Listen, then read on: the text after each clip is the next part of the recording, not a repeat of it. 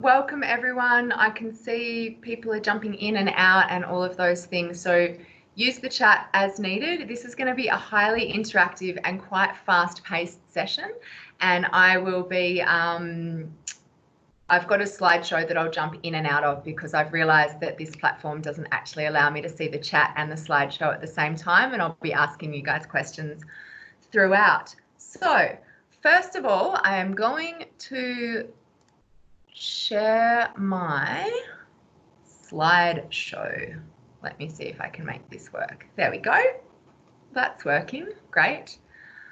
All right, so we'll just get through the first little bit. I'm really excited about this workshop because I have just been, particularly since mid-March, since the pandemic hit, I have been inundated with questions about social media, and I am a secret nerd. And I love it, and I love sharing about it, and it really excites me. So the first thing I just want to cover off is that when we think about marketing, really what we're talking about is community building and connection. And I think if we can shift our thinking into that space, it makes it less scary because we naturally do that as humans. And it's really about storytelling. Yeah, so that's why it works. Things that you'll walk away with tonight is an increased knowledge about how to use social media to effectively grow your audience and market your business, some tips, tricks and foundations, and a content plan and the know-how to implement it, test it and create another one for the next month. So we'll do a bit of a hands-on activity around that as well. This is a brief plan of the evening. We'll stick to it the best we can. I like to have a look at this at the start so we know what we're in for. And how much we're going to cover. So like I said, highly interactive, super fast paced. And if you do have a burning question as we're going through that is related to what we're talking about, pop it in the chat. I'll answer it the best I can, if there's time. And if not, I'll try and direct you to somewhere that you can get an answer. So I'm going to just stop screen sharing for just a minute so that I can see the chat. This is about marketing. So I invite you to use this opportunity to market yourself with this little activity we're about to do and your business. And I also would like you to, so we're going to use the chat for this. I want you to pop in your name and your business name and just pop in, let's start by saying name, business name, and then if I'll do an example. So name, business name. What do I love about social media? So it's something you really like. It might be a type of post or something that really works for you, something you hate about social media. Okay, and then we'll pop that in the chat, just like that example I've just put in there. So if you want to just take a moment to introduce yourself, name, business, something you love about social media and something you hate, that would be great. So we've got someone from Byron, Joe. It's useful, but it eats up time. Yep, absolutely. And what kind of things do you love about it? What kind of things do you hate about it? What works for you? And what doesn't? I hate everything about it. I love nothing about it. Okay. Hate the innards of marketing, love the connection. Yup. Hate the time wasting. Oh, wow, this chat's going crazy. Awesome. I am trying to keep up. I will try and read it out. I love it, but it's confusing. Yup, time wasting and people not reading before commenting. Yes. So it's a very instant situation. Creative, inspiration, and a time waster. Yep, absolutely. I hate it. I don't get it. Makes me be creative every day is a love, and I hate that it eats up time and energy. Love social media posts that create interesting content. Yes. And give thoughts and reflections of the person posting. Yeah, so really personal. Facebook is so domineering. I love social media. I'm a social media nerd. Great. Join the club. Welcome. Free marketing and connecting with people. Yes. Please all do have a look through and see everyone's names and their businesses as well so that you know who's in the space. Who knows? You might want to connect afterwards somehow. Love a central hub for connecting people. Hate so many algorithms, can't keep up. Yes. Love real world stories, hate the time suck and useless information. Absolutely. Love connection, hate how much time it takes. So there's a bit of a theme here. Hopefully we can support and shift some of that. Love decent photography, hate cliched copywriting, hate pretend emotive material. Yes, there's a lot of that. And hate derivative material. Okay. Love visual posts, hate comparison or curated highlights. It's hard seeing posts late. It's time consuming, like access to information, to share information. Hate trolls and negative posts, can be overwhelming. So many platforms, all have become so professional. Love seeing inspiring posts, hate the time involved creating content and the pressure to make the right post at the right time. Yeah, so there's something about timeliness. All right, so there's a lot in here. I'm not going to keep on reading it, but you can as I kind of move into the next part of this session. All right, so I'm just going to share. I'm going to have to go on and off sharing, like I said, so bear with me as I navigate this system. All right, so why social media for your business? I think when we talk about social media, we really need to keep coming back to a couple of key questions to help us get clear on what we want to share, when we want to share it, and why. So the first one is, what do you want to get out of it? And how much are you willing to put into it to get that? Are you wanting to use it as a passive tool to boost SEO? So it's another kind of link back to your website. Are you wanting to use it to raise brand awareness, to find new customers, to grow your audience, to make more sales? Knowing the answer to this question will guide your content creation, curation, and implementation. And I'm going to go through each of those in detail further into the session. Before I go any further, like I said, I'm going to have to keep screen sharing, then not screen sharing. If any of you want to come off video at this, anyone want to switch on their video at this point, you're more than welcome, so you can see each other's faces and we feel like we're in the same room. Some of you took the time to fill in the survey and answer the questions. I can see someone's written SEO question mark. SEO is search engine optimization, and it's what we need to do on and around a website to make sure that when people search in Google, we pop up and we're seen. That's the easiest way to explain that one.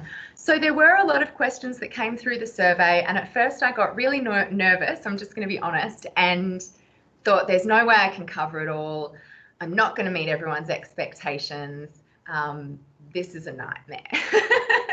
But what I've actually decided to do is answer all of them really, really, really fast, and then continue with the presentation, which does answer a lot of the questions as well. So I want to value your time that you took to write the questions by attempting to provide some really fast-paced answers, which I've written down so that I can get through it really quickly. Here we go.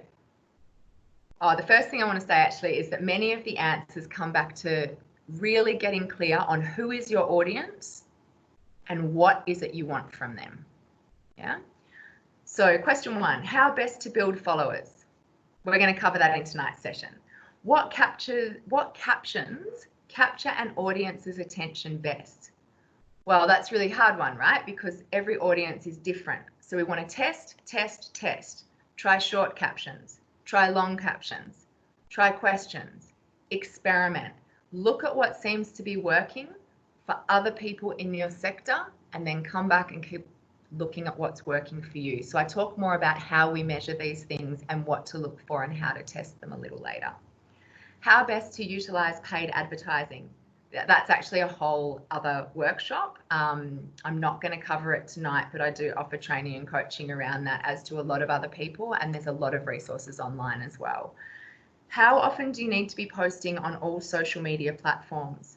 My recommendation is minimum 3 times a week on Facebook or Instagram, just so that the algorithm sees you as someone who's participating in conversation, I guess. Do you need to be on all social media sites? It's very time consuming posting on them all. Is there an easier way to? So I'll touch a little bit on that later, but the main thing I want to say at this point is know your audience and go where you're most likely to connect with them. Work out what you want from social media and then test different platforms for achieving those outcomes. So if you're already on a bunch of platforms, start to look at if you need to be. Do they all work for you? Do they not all work for you? How might we test that? A really easy way in terms of conversion to sale is when somebody converts, find out how they heard about you, or start looking at the analytics on your website to see where the traffic's coming from. Is it coming from Facebook? Is it coming from Instagram? Is it coming from a search engine? Yeah, and that will start to tell you which platforms are giving you the results that you're after. How to best use Instagram sponsored posts. Are they worth the money? Not covering paid campaigns tonight, but the short answer is it all depends on what your desired outcome is and how you optimize your ad. Best tips to appear on Google when people search for my business in my local area. Again, this is about search engine optimization. Won't be able to cover it tonight, but feel free to contact me if you want some support around that or want some recommendations of what to, what to look for, or how to get some training in it. How do the algorithms work? We will touch on that tonight, but the short answer is it's a mystery. People keep working it out and then they keep changing them. And so we just roll with that. What are some ways to cheat the algorithms? That is a great question, and it's something we're all trying to work out, and they change constantly. So focus on engagement, test and retest, and build campaigns based on your current learning. In your opinion, what social media platforms are the best for performing arts event promotion and why? I don't have time to cover that tonight, but it is an area that I'm very involved in and passionate about and happy to discuss another time. How do we get clients to engage in the posts we share without always creating sponsored content? We will cover that tonight. Where are we? How to be visible to 2 different markets on social media.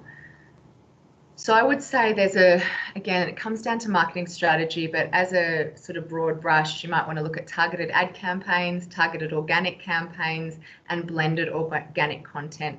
Many of my clients have between 2 and 4 target audiences that we're hitting through like the individual social media accounts. So we've got an account on Facebook for their business, and then the strategy hits between 2 and 4 different audiences. So it's possible, you just need to be really, really targeted and clear on your strategy. How to gain a wider audience to attract new clients. And you'll hear me say this a lot tonight, know your audience, really know your audience. Targeted multi-pronged digital and or non-digital marketing strategy, I think would be how you would want to attract new clients, but that's a really big one. It's not something we'll have time to cover in great detail tonight. There was a couple of questions around LinkedIn. In all honesty, I'm not a LinkedIn expert, so I am not going to be covering that tonight. I suggest you look on LinkedIn for LinkedIn expert. I'm pretty sure that's where they hang out. Posting original content seems to be building more trust in the clients, but what if I don't have time? How much reposting of and linking to related other authors is acceptable in your view? I think it depends on your desired outcome again. So test and retest, and I would just say like maybe a 30% minimum of your own content, whatever that is. Is it seen as unprofessional if I post about personal values? I would say it depends on your audience and your brand, how you want to represent yourself and who you're trying to attract. So it's a very individualized question and answer, that one. Facebook ads, what do I need to know? I'm sorry, I'm not covering that tonight. There's another LinkedIn question there. How to increase reach, is boosting on Facebook worth it? Again, sorry, not covering paid campaigns tonight. How do you attract people to your shop? Is it online or is it in person would be my first question. Who is it you're trying to attract? So really know your audience. And yeah, I mean, I feel like that question's to do with a bigger, broader marketing strategy. And when I say marketing strategy, what I mean is spending time really understanding and unpacking who your audience is, really understanding what your goals are around a particular marketing campaign, really understanding your competitors in the space as well as their marketing, and getting clear on your message and creating a marketing strategy that is actionable, measurable, and effective. And then we've got how important is it to use hashtags and how many is too many, and we're going to cover that tonight. Could we do another group chat for performers and producers in that area, please, Donna? Yeah, we can look at that. We can chat about that another time. Okay, like I said, this is super fast paced, so I'm going to jump back into my screen share, and that means I can't see the chat. So maybe if there's a really pressing question in the chat, Steph, maybe you can just read it out or something like that. Meaningful engagement. So this is the overall goal always. This is what the algorithm loves. So likes are good, tags and shares are better. A thread of conversation is the best. Facebook's algorithm favors connection and community. It's about the conversation. So the more conversation and sharing and tagging that happens on a post, the more that it will be shown to more people. Facebook really is designed to show people what they want to see. And I guess if we think about it in sort of the you know, big evil corporate marketing sort of view, they want you to stay on there for as long as possible so you get to see all the ads, which is where they make money, right? Like that's really what's going on. So if there's posts that people are interested in, they're going to show them, they're like, oh, someone's interested in that post, let's show it to everyone more, because then people will stay on Facebook because they're engaging with something. Okay, so growing your audience, which I think sounds nicer if we think of it as building your community, which is really what it is. Yeah, we're building a community around what it is that we're offering through our business. So how do we do this? With engaging content. We want to provide content that's valuable to our audience, that's interesting or informative, that's funny, that's all the things that you said at the beginning that you love about social media, and none of the things that you said you hate. Yeah. You want to make sure that your content's aligned with your brand, your values, and your services or products. We want people to enjoy it and want it and engage with it. If they're liking what you're putting out there, they'll come looking for it. So even if you're not coming up on their feed, they might be like, oh, I wonder what Sophie's posted recently, or I wonder what Cheryl's posted recently, or I wonder what this business page has posted recently. Yeah, because they're liking it, and they're enjoying it. Okay, so I want to talk a little bit about engagement rate. So how do we know that we're doing a good job? So we can look at reach, and we can look at how many comments there are and all of this kind of thing. But what engagement rate tells us is it sort of spits out a bit of a percentage. And I like this stuff because, like I said at the start, I'm a nerd and I feel like we can learn a lot from numbers with these kind of things. So I'm gonna try and step you through what this is. So the engagement rate is looking at the total number of engagements on a post. So we're looking at likes, comments, shares, etc. And we're going to divide that number by the total number of people who like your page. And then we times it by 100 and we get a percentage. So the reason this is good to know is it's your benchmark. So if we aim to hit the median engagement rate for your sector or higher, you know you're doing well. Yeah, because sometimes it sort of feels like, oh, I'm only getting like 4%. And then you look at what the median rate is for your sector and you realize that 4% is double what the median rate is, which means you're doing okay.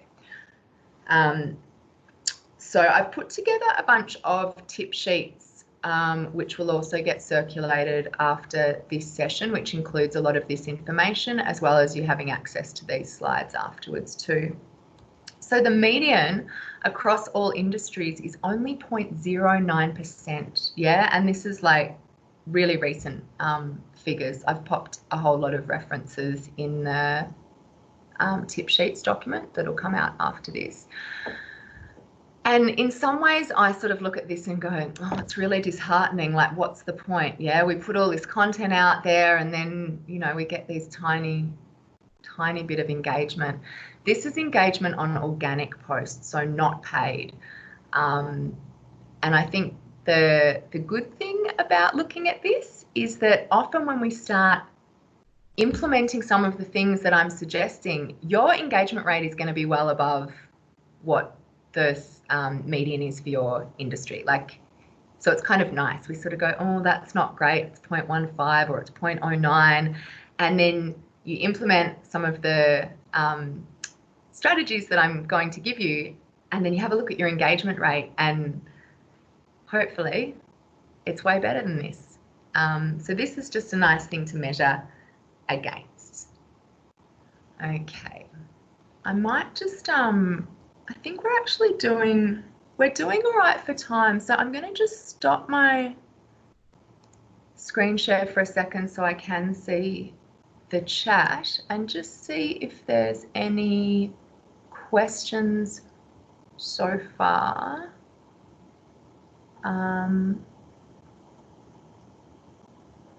So yeah, if you've got any questions on what I've shared so far, let me know. Otherwise, I'll keep powering through.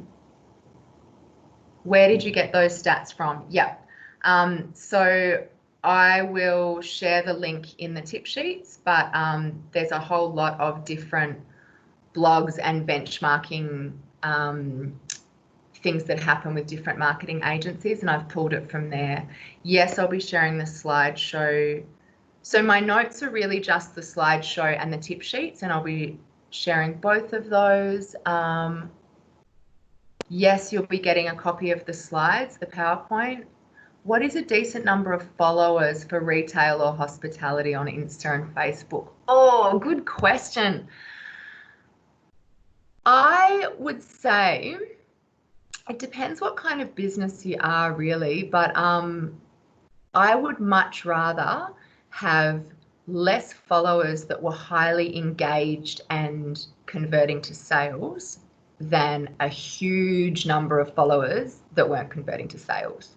So it's a bit like this. I know of a lot of people, as an example, that might have tens of thousands. Well, I know one in particular, tens of thousands. I think she's got 60,000 or more followers on Instagram, and none of it's converting to dollars. She just keeps getting offered free products. Yeah. And then I know other people that have got maybe, I don't know, 1,500 or 4,000 followers on Instagram, and they're getting heaps of conversions to sales. So it's a little tricky just to give a clear answer on that one. How do you get those insights? Is it something that comes from the platform? I'm gonna talk you through how to get those insights. Yep, that's part of this training. So you'll be able to get the figures that you need to do that. Work out your engagement rate. 1,000 followers is a minimum for a retail store. Yeah, I mean, that's good. And then growing from there, absolutely. That sounds like a great start. Might be a silly question. No, there's no silly questions. How do you separate business and personal, and should you? Good question. Totally depends on your brand, and totally depends on your own personal values and privacy, and what you're on social media for and what you want it to be about. So if you're a coaching business, you might want people to know you more personally and therefore kind of blur the line between. Also, if you're a coaching business, you might want to keep it really, really, really separate and have your personal page quite private and your business page super public. So it's, yeah, there's not one clean answer for that one either. Great. Yes, it was an awesome question. All right, I'm going to go back to my screen share. I will keep coming back to answer questions, but I want to jump into the next little part of what we are doing. Is that what we're up to? Yes. All right. Hashtags 101. So first I want to, first I'll just cover off what hashtags are, and I'm particularly talking about this on Instagram right now. So for anyone who's unsure about hashtags, I'll just give you a little snapshot. if we think of hashtags as a filing system, I think that's the easiest way to think of them. And they're used to categorize content to make it easier for people to find. So if Instagram's a library, it's hashtags that help you find the content that you're looking for.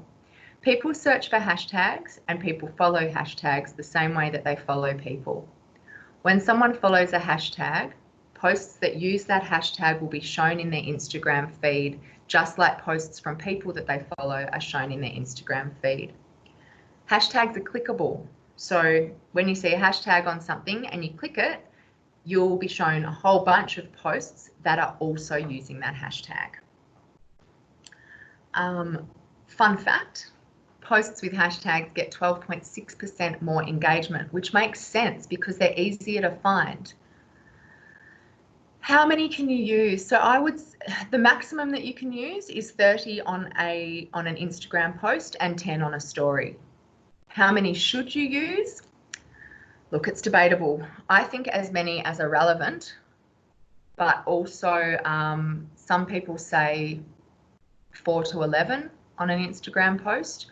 And then I think there's just a lot of debate about it, really. I tend to find a lot that are relevant and use as many as I can.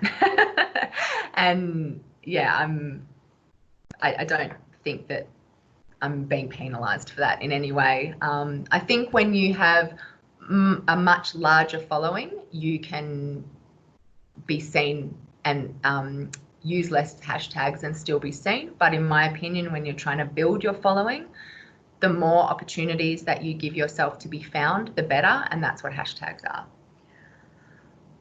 Okay, so there's 3 things I'm going to cover now, talking about choosing hashtags, where to put them, and how to save time. Choosing hashtags. So use a blend of popular hashtags and more obscure ones. To do your research, use the search bar on Instagram and note what comes up. So hopefully you can see this. I've just done a little example of putting in hashtag Darebin, and you can see that hashtag Darebin has nearly 23,000 posts. Hashtag Darebin Arts has 1,397 posts, and so on. So you can sort of have a look through this and start to look at, using a few that have been used a lot and a few that maybe have been used less so and are more specific. Consider using hashtags that relate to your product or service, for example, soap or landscaping. There's also hashtags related to Instagram communities. So there's cafes of Instagram, builders of Instagram, yogis of Instagram, this kind of thing. So maybe have a look for your sector if there's a hashtag for an Instagram community that is related to that. There's special event hashtags as well. So there might be International Coffee Day or Christmas Special, Boxing Day sales, things like that. I have included in the tip sheets a link to a whole lot of resources that you can go to help you look at hashtags that might be good for you.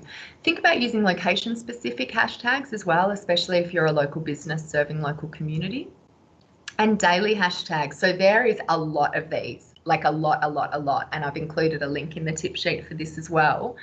So it might be Throwback Thursday, which also could be hashtag TBT, or it might be hashtag Hump Day, these kind of things. So you can start tapping into audiences by using these hashtags as well. Where to put them? Okay, so you could put them immediately after your post copy and use some emojis to create more space in between, because what we want is we want people to see the post, see the caption, and not necessarily be bombarded immediately with this chunk of hashtags. So you might, on this one, you can see where you can see part of the caption and then it says more. And when you click on more, you see the rest of the caption, and then you can see that I've put like some crayons because it was for a colouring competition, and then the block of hashtags. So when people are looking at your post in their feed, they won't immediately be slammed with this big chunk of hashtags. Another option is to put it as the first comment on the post. So you can see here, this is off someone called Sylvia's Instagram feed, and she's put It looks like a few people got in and liked her post really, really quickly before she had time to post in the first comment, but you can see there she's put a chunk of hashtags in that first comment just there. Okay, how to save time. What I recommend is that you create a go-to document of hashtag blocks for different types of posts and update it every couple of months by looking for new hashtags. So that way, when you're doing a post, instead of having to sit there and think about it and type in all your hashtags, you can be like, this is my Wednesday coffee post. Copy, paste your Wednesday coffee post block of hashtags straight on there. If you are a cafe, so going down the coffee path, you might create hashtag blocks for photographs of coffee, for vegetarian, for breakfast, recipes, etc.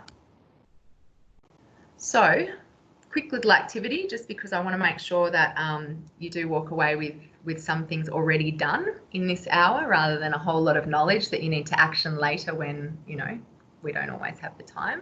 So just take a minute and note down 3 to 5 different hashtag blocks. So don't worry about what the hashtags in them are, but just different blocks that you could use for your business.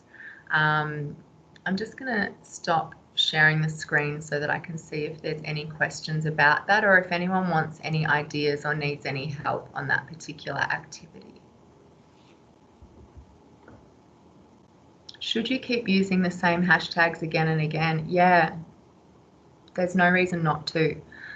If they relate and are really, really, really relevant, then yes, use them, because you want to be found using them. Where would you recommend saving hashtags for easy access? Yeah, I mean, it depends on what sort of systems you have in your business. You might use Evernote, you might use a Google Doc, you might have it as a Word doc. You might have it, I like it being in something that I can have on my portable device that's editable. So when I see something on Instagram, I can be like, oh, that's an excellent hashtag. I want to add that to mine. So I use Evernote, but I used to use Google Docs. I know that some people use Trello and just have like a list on Trello for each of their different, a card, sorry, on Trello for each of their different hashtag blocks. You can add it there. To do this activity now, what do you mean blocks? I just mean come up with 3 to 5 themes that you could build hashtags out from. So for example, a cafe might do a block of hashtags to do with coffee. So one of their hashtag blocks is coffee, one of their hashtag blocks is vegetarian, one of their hashtag blocks might be breakfast. I don't know. So let me know if you're still stuck on that. I'm just seeing, which is better, comment or in the post? I actually haven't really found that much difference, Danielle, with where to put the hashtag blocks. Is there a downside to using too many hashtags or spamming hashtags? Spamming hashtags, yes. So I guess when I think of spamming, it's using a whole bunch of hashtags that aren't really relevant, hoping you get noticed. And I would just say don't do that, because that is definitely a downside. Using too many hashtags, I haven't come across a problem with it. Like I said, some people recommend not using more than 11. So there's no definitive rules here. Is hashtagging your business name a good thing? Yes, absolutely. Thank you for that question. I recommend always hashtag your business name. Yeah, definitely. Because then when people want to find you, they can look for that as well. How can you increase the priority of posts using hashtag searched? I think you're talking about how algorithms work, and what a hashtag will mean that when someone is looking for that hashtag, you may appear. If there's a lot of people, then they usually show the most popular posts. So the posts that have had the most engagement that use that hashtag will be shown first. I'm just going to quickly answer, can we hashtag the comments of old posts to retroactively add hashtags? Yeah, you can, although I think the algorithms will generally prioritize recent content. Is it helpful to include hashtags on Facebook posts? Maybe.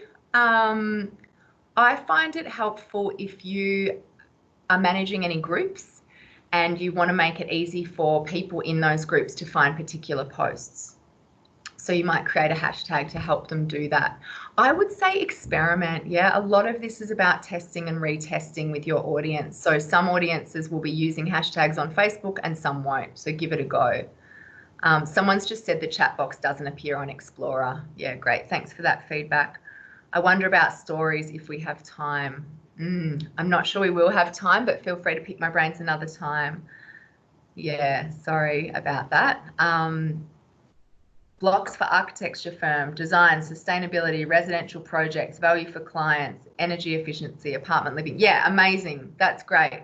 That's a really good start. All right, I am going to screen share again and keep going through this content because I just want to give you guys as much as I can squeeze in. All right, call to action. Use them wisely. So consider what it is you're asking people to do. And just while you're on the little activity train, just write down what are some call to actions you might use. For example, what is it that you want them to do? Do you want them to go to your website? Do you want them to pick up the phone? Do you want them to, I don't know, ask for some advice? Do you want them to invite people to an event? Do you want them to give you some feedback about something? Do you want them to come into your store? Yeah, so maybe just write down a couple of different kinds of call to actions that you might be using. And as a general rule, try and make it so that your call to action posts make up no more than 20% of your overall content. Yeah, people don't want, they don't want to be hassled to do stuff too much. Yeah, which you know, because you probably don't like it either. Okay, content plan. Moving on. This is great. We're doing so, I think we're pretty much exactly on the schedule that I made. So that's excellent. Content curation, content creation, and content scheduling. So content curation this is really where it comes down to content leveraging. So it's where we gather together other people's content. We want to maybe look at sharing something that already has wide reach or engagement or good traction. Maybe it already has a good rep with Facebook's algorithm. We want to look at sharing native links. So that means from within Facebook, and I'll show you how to grab a permalink really easily in a second. And also sharing external links. So this is where we don't have to always be producing our own content all of the time. We can start to leverage existing content. We can start to use other things. So we might link to a blog or a newspaper article. You might link to a blog that you've written, although that's still your own content, which is fine. YouTube, websites, etc. And here's a quick trick about how to grab a permalink to share. I was going to try and screen share and show you on Facebook, but then I got nervous that the system might not work. So I've just made you a little presentation. So this one, we can see that there's a cute little post. We want to share that video on our own page. So you're going to right click where that red circle is. So right click where the time or the date is and copy the link. And then you paste it into your, this is for Facebook, paste it into your Facebook post that you're creating and it will come up. Okay, content creation. So this is where you might have photos that you've taken, or you might go to Pixabay and similar sites. The reason that I say Pixabay and similar sites is because I'm talking about trying to always find photos that that you're allowed to use. Yeah, we can't just grab any photos off the internet to use. We want to try and use royalty-free ones or ones where there's that have been put on sites where you're allowed to use them. So we can find photos that way. You might create videos, And you might even find photos that are either yours or someone else's and then design them into a post. So I've just put here, Canva is your friend. If you haven't heard of Canva, check it out. It makes graphic design pretty accessible. If you're someone who is really into graphic design, you probably hate Canva. If you're someone who's not great at graphic design and has never really done it, you'll probably love Canva. I've done a bit of both and I still love Canva. And just as a note, call to actions can be added to curated or created content. So I could share a link to an article that is really relevant to my business, and I could have a call to action on that. For example, I might share a link. Let's say I'll stay with cafe because it just seems to be what's in my head today. Maybe I need a coffee. Let's say I'm a cafe and I've shared an article about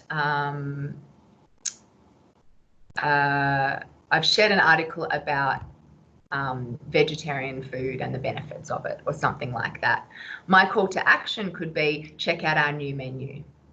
Yeah, like here's all the benefits and check out our new vegetarian menu. So we can link things like that. And you can also have call to actions on created content. So you might actually create a post that is quite specific to your business, and your call to action might be, you know, give us a call today, something like that. Content scheduling. You want to post at the time of day and or week when more of your followers are online. Yeah, we don't want to just like throw posts out there. We've spent all this time creating them. We want to try and make them land at the right time. So the way that you do this is through Facebook Insights. Like if we're doing it for Facebook, you want to go to Insights and then into Posts. And then you want to have a look if it's displaying in our time or in PST time, and then you'll need to use a time zone converter. So I've just given you a little screenshot of what I mean. When you go into Insights and Posts, this is what you'll see. You can hover over each of the days. So hover over Sunday or Monday or Tuesday or Wednesday. On this one, I've hovered over Tuesday, and you can see, I haven't actually shown you, but down the bottom of that graph is the time of day. So you can see where more of your audience is online at any given time. On Instagram, you'll only be able to see these insights if you have a business account. If you want to switch to a business account, click on the hamburger, which is like the little 3 lines, click Settings, Account, and switch to Business Account. If you already have a business account, you'll go to your hamburger and select Insights Audience, scroll down to Followers, and select hours or days, and this is what you'll see. And so you'll be able to click through, you know, you can see that's on a Sunday. Most followers were online at 9 a.m. for that. Oh, sorry, my dog's just got caught in my computer cable. Nobody. Alrighty. Content scheduling. You want to check your insights weekly and make slight adjustments. So when I do my content plan and I do my schedule, I dump it all in where it sort of looks right for what I've learnt from my insights in that moment. And then I do this on a Monday night because it just is my sort of rhythm with it. On a Monday night, I will check back on those insights, like on this last post here, see if any of the times have changed or not, or my peak days have changed, and then I'll slightly change my scheduled posts. As your audience grows and as the seasons change and as different things happen in the world, people's online behaviours change too. So how do we schedule content? Couple of suggestions here. One is to get familiar with Facebook Creator Studio. You can schedule both Facebook and Instagram through there, and you can also schedule stories. You can schedule Instagram TV in Creator Studio. I can't recall if you can schedule stories there or not, but using a web app called Later, you can definitely schedule stories there as well. It'll do a push notification to your phone. You'll get the notification and then you'll click it and it'll take you through to stories. Later allows you to schedule 30 posts per month for free, and it gives you really good control on scheduling video content with its paid version. Okay, I'm going to push on just in the interests of time. So what's working? We want to work out what's working for us, yeah? So yes, it's all an experiment. No, you're not flying blind, and we want to keep on improving by looking at our insights. So you want to use insights to ascertain what's working with reach and engagement. There is a tip sheet that'll come out that steps you through exactly how to get Facebook to give you that spreadsheet, to give you those insights, etc. I might see, we'll see if we've got time at the end for me to do a screen share and show you, but the tip sheet steps you through it of exactly how to get the information you need and exactly where to look. Actually, I just had an idea. Let's see if I can make this happen. I will try and screen share that tip sheet with you. One moment. Useful links. This is what you're going to get in your tip sheet. All of these useful links. Instagram, a bunch of info and some top tips. Facebook, the same. Insights.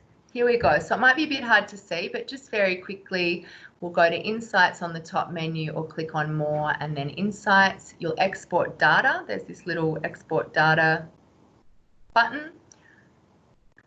You'll select post data and enter the date range you want to report on. So is it the last week or month? I like to look at the last month. Click on export data and it'll download a file that you can open in Excel. It has a bunch of worksheets on it. So you want to make sure that you look at the key metrics worksheet to get your organic reach and so on. So I won't go through it now because it will be sent out to you, but this will step you through exactly how to get this information you need to find out your engagement rate and to have a look at what content is working and which content maybe isn't working. And you'll want to have a look at, you know, which posts got the highest reach.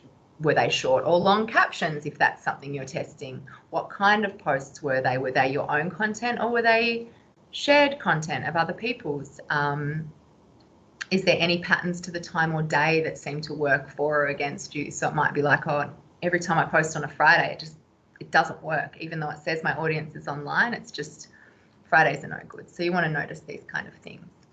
Just going to come back to my presentation. There, yes. Okay, so we want to keep on checking and rechecking. I would say monthly is fine, especially if you're creating content plans per month. So I want to spend the last little bit of time that we've got. Well, actually, I might open it up to you guys, but my plan was to actually spend some time going through and creating the beginning of a content plan now that you've sort of had a look at how to measure it and so on. So you would have been emailed a couple of worksheets. One was one to pop a bunch of ideas in, and which was a Word doc. The other one was an Excel spreadsheet. And yeah, so I thought we could spend a little bit of time having a look at that, and you can throw questions at me while you do it. You might want to think about articles about what, memes about what, quotes focused on what, videos, what are they, created content, what kind of things might you want to create, and so on. And then the actual template looks like this. And I've put, there's two tabs in the template. One is one where I've sort of popped a few examples in, and the other one is blank. The other thing I sometimes add into these templates, which would be up to you if you want to add another column, is I sometimes put a call to action column so I can sort of map out when I'm going to do my sort of no more than 20% call to action posts. So what I might do is I'll just stop sharing my screen so I can gauge where we're all at. Do you maybe just pop a little comment in if you want to have, I don't think I got them, I've only come to this one. How do you change the font in the post? All right, there's a bunch of questions. So please do use that template. I'm sure it will be really, really helpful, but what I'm going to do is just try and answer some of your questions last minute by the look of it. It looks like everyone's loving Canva, that's good. What's the main difference between personal and business accounts on Instagram? The main difference is that a business account, you'll be able to have a look at all of the insights and sort of start to learn more about what's working and what's not working. It doesn't appear any different to anybody else. I've noticed on content scheduling apps I've used before is that it works great with photos, but for videos, I'm unable to select my own video through Hootsuite. Yeah, so I've tried Hootsuite and I've tried Buffer, and I really do find that now that Facebook's brought out Creator Studio, that is excellent, and Later is a really, really good one for Instagram.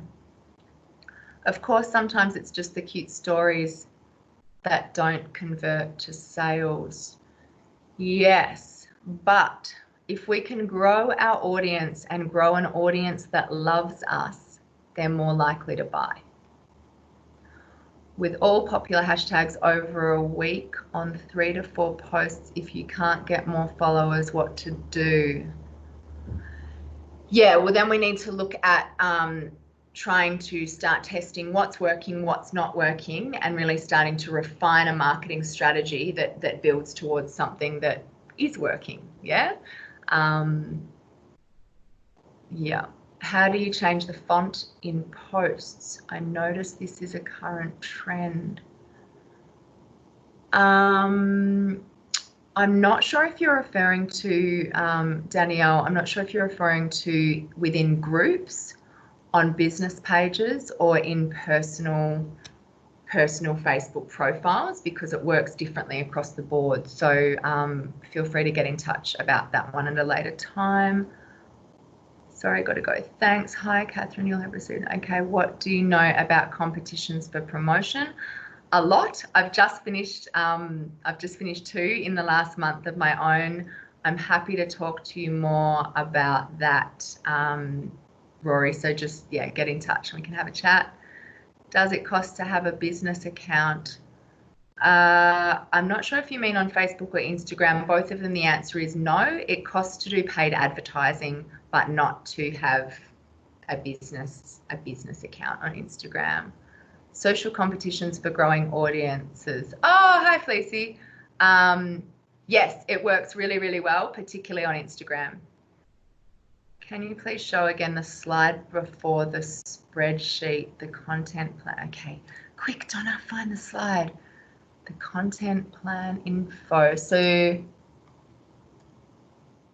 this one here, the Word document that you got sent is basically this in a nutshell, with spaces for you to scribble and fill in and brainstorm and all of that kind of stuff. So hopefully you've received that Word doc, and it'll be a really good tool as well. Every time I stop sharing my screen, my chat function needs to reload, so just bear with me. Do you recommend promoting posts on Instagram? The paid promotions depends who you want to target, what you want to get out of it, how you're going to optimize it, and what your spend is over what period of time. So I don't recommend just throwing money at boosted posts. Please never click boost post and just let it do its thing. It's honestly a waste of money. We need to be way more targeted because the market's saturated. Yeah. Thanks. I took a photo too. Good. If people don't remember receiving the email, oh, thanks, Sophie. Sophie's just popped in how to get what you need there. So I would really love it if before we all vanish, and this is a really nice way to kind of wrap it up, if you could just think of one takeaway, think of one thing that will really stick with you and help you with your social media marketing, and just type it in the chat. And hopefully then what will happen is we'll get this feed of things that we've learned, and it'll help solidify it in people's minds. And while you do that, oh no, I can't pop up the last slide because then I can't see the chat. Post 3 times a week, the content plan spreadsheet, schedule posts, excellent. Audience, yes, good. Analyzing and accessing insights, yes, that is huge. Oh, you guys are writing so fast, I can't keep up. No more than 20% call to action. Fleecy says, my takeaway is that Donna is awesome and I should hire her. Hashtags and target audience insights, looking at when people are on, yes. Permalinks, great. Use insights to form a targeted plan. Yes, if we're not doing that, we're wasting a lot of time, yeah? Go to hashtag blocks. Yes. Research and experiment, no more than 20%. Thanks, Donna. My number one takeaway is creating a document for hashtags. Yes, it will save you so much time. Strategy, absolutely. Permalink hack. Yes. Thank you. That was wonderful. No more than 20% of posts should be called PS PM.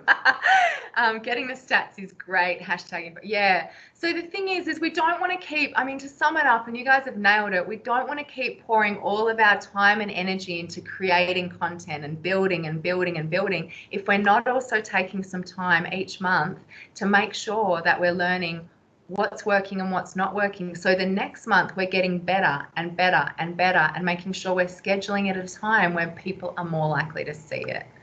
Yes, learning more about insights. Yes, great. Facebook Creative Studio, make engaging content. And thanks for having me.